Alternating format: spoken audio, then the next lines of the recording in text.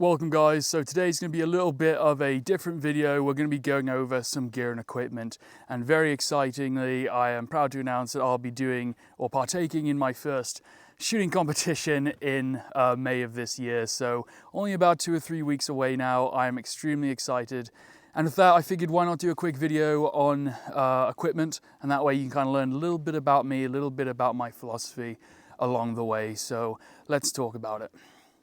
So I'll be competing in a brutality match. What is a brutality match? Well, a brutality match is hosted by a company or organization called InRange TV. They make a load of online content. They're a big supporter of the firearms community. And InRange TV hosts what's called a brutality match. They do these all over the world. They do Finnish brutality in Finland. They do high desert brutality, Arctic brutality, CQB brutality, night brutality. But I'll be competing in my favorite environment, which is Woodland. So Woodland Brutality 2024. I'm super excited. So what is it? So essentially imagine a Spartan race, but with shooting. So you've got obstacles, you've got problem solving, you may have to remove a body from a car and then engage targets, apply first aid, or fill sandbags, carry sandbags, and then engage targets from there. Each stage is different. So you've got rifle stages, you've got pistol stages. So there's a few parameters when it comes to what you have to have in your equipment. There's also a point system when it comes to your weapons. So I'll go over that, and let's look out all the equipment and how those parameters fit for the competition. Again, this is my first competition ever. I'm excited to put myself into kind of more of a challenging environment, to really challenge myself both physically, mentally, and obviously with my ability with a firearm. So I'm excited, guys, and my main objectives for this are not going to be how I score. I have already made peace with, I do not care what my score is. I simply want to be safe and have fun. So I've got my parameters here. So I'll be competing in the Partisan division. They have different divisions. They have Armored, American Classic, AK Division, Partisan, and all those divisions have different criteria that you have to meet with your weapons and equipment. Armored division is one of the harder ones. You've got to be fully armored with a helmet. I was going to do that initially, but I figured, you know what? Let me be more lightweight, more comfortable, and really focus on, again, being safe and having fun. When you start huffing and puffing, you just, those of you who've done it, you just lose a lot of, the ability to think clearly. And again, I just want to, have fun. So I'll be doing the Partisan division. So it's pistol and rifle. Shooters are allowed any combination of equipment so long as it conforms to 3 points or less. So an optic is 1 point. I've got a dual optic, but I believe it does say, yep, optics with an aiming reticle and a magnifier does not count towards. A red dot with a magnifier is essentially the same. So I'm not sure if this is 2 points or not. The big piggybacked RMR on the ACOG, I'm going to count it as 2. And then rifle magazine capacity over 30 rounds, a bipod on the rifle, a compensator on the handgun. So either way, I think I've only got 2 points because I've got my dual optic on my rifle, and my pistol is very plain Jane, just a Glock 19 with night sights and a light. So they also have a subgun. I'm not doing that. Other requirements. So the competitor must start each stage with the minimum loadout within arm's reach on the belt, vest, chest rig, thigh rig, cargo pants or pockets, 4 primary magazines, a fixed blade knife at least 4 inches in length, a medical kit consisting of a tourniquet and 4-inch roll of gauze, 1 liter or quart of water, and any firearms maintenance equipment needed for that match. The competitor will carry all this gear at the start of each stage, which means water and mags must be full. So there you go. It's pretty simple, but some guidelines to where you kind of have to play around with your equipment. So I'm going to give you guys a tour, go over what I'm carrying. Honestly, when I read the rules and I looked at my equipment, I actually didn't need to change anything, which was kind of cool. So I guess the best way to start is obviously going to be with the main rifle. So this is my recce rifle. It is my baby. This is, you know what, I was telling my mate on the phone that I'm probably going to run this for years. It doesn't need to change because it just works for me. So I'll be running this. This is a BCM rifle. It's a 16-inch barrel, 1 in 7 twist, 5.56. It's got a Blue Force Gear sling. Yeah, Vickers sling, absolutely love it. Surefire 300 Ultra light with the cap cover. Surefire War Comp. BCM hand stop. Trigicon ACOG. This is the M4CP 150. So it's for the M4 A1 rifle. Green tritium and the kill flashes. And then at RMR, I believe this is the, I want to say it's the 2.5, no, 3 MOA dot. 3 MOA dot with the kill flash as well. So that's it, that's the rifle. Oh, and a Voltor charging handle. Again, I enjoy that extended charging handle, just makes everything real easy to access.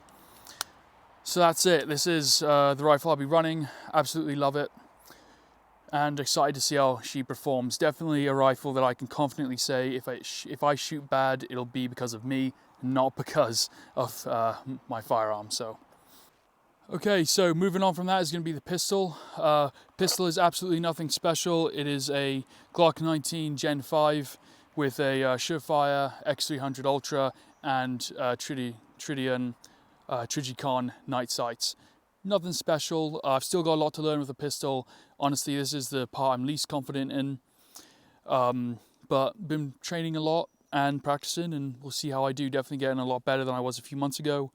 But yeah, just a typical Glock. I was going to put a red dot on it, but again, for me, that learning curve would have been too quick, too much, and I just wanted to go with what I was familiar with for my first competition. Okay, so let's go over the chest rig now. So I'm going to get a little bit closer to the camera. So this is a Mayflower Gen 4. I love it. One of the requirements was a fixed blade knife. I already have this on here. This is a Gerber Griffin Knives VG10. This thing is awesome. Absolutely love it. Highly recommend it. Ridiculously sharp and very, very well made. Nice Kydex sheath, and that just clicks in right on there. Moving on from that, I've got my 4 magazines in the front. I also have 2 metal mags on the side. Reason for the metal mags is if these snap or break, because they're a little bit more delicate, I've got 2 metal backups that I can bend with multi-tools and pliers. Speaking of the latter, just a Gerber multi-tool in there. You guys know what those look like. Moving across the front, I've got in here kind of like a goodies pouch, little med kit, little hydration, water filtration tabs, pre-workout, and like a little boo-boo kit like band-aids and disinfectants and stuff of that nature. Coming around the front, 2 Glock mags. This side, Cliff Bar, and then I got hearing protection and a compass also.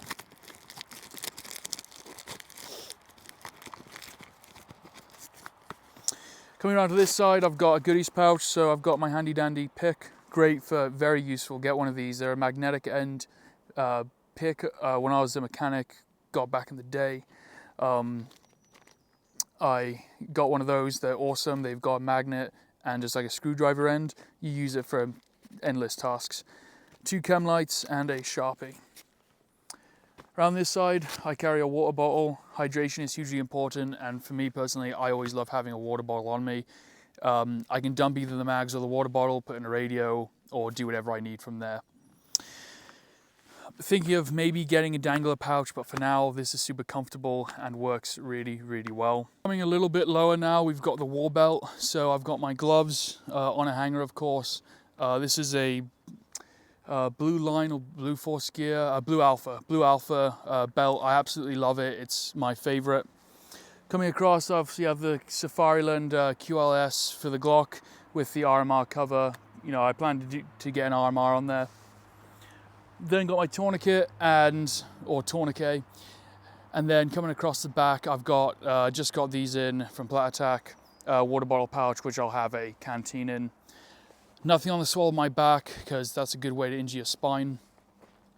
In here I got a GP pouch. I've got my my bandage in here, 2 of them. I've got Quick Clot mini survival kit, matches, line, lighter, water purification tablets, Swiss Army knife, and another Sharpie and marker in here. And then we got two primary mag pouches, which I'll load up, and then two pistol pouches coming across the front as well, all of which I can easily access with the chest rig on and put back, which again is really important. You don't want to be so bulked out that you can't access these. When mags are in here, they also don't rub up against my equipment, so I can easily rotate like so. Again, a very important thing. You want it to be nice and comfortable when doing those mag changes. Make sure you actually wear your kit, guys. Don't just be going, putting kit together in your bedroom. Actually get out there and use it. Find how your body works, find what works for you, where placement of stuff goes and everything like that. In terms of the clothing I'll be wearing, simple inner belt for the blue line gear, blue alpha belt. And then this is the British Army UBAX shirt in British multi-terrain pattern. The trousers are full Raven G1000 Vita Pros with side ventilation. So yeah, these I love, they're absolutely fantastic. And then the boots, I'll be wearing either my Solomons or these British Army Brown Bates full length patrol boots. So there you have it, guys. That is the kit that I'll be wearing to Woodland Brutality.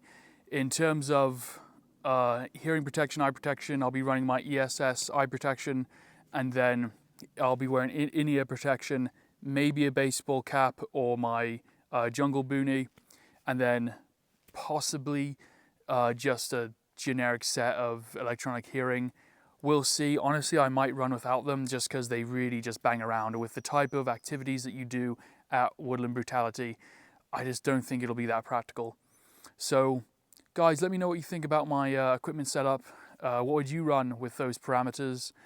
And I'll be doing a video, hopefully getting some footage when I do the competition and then doing a debrief.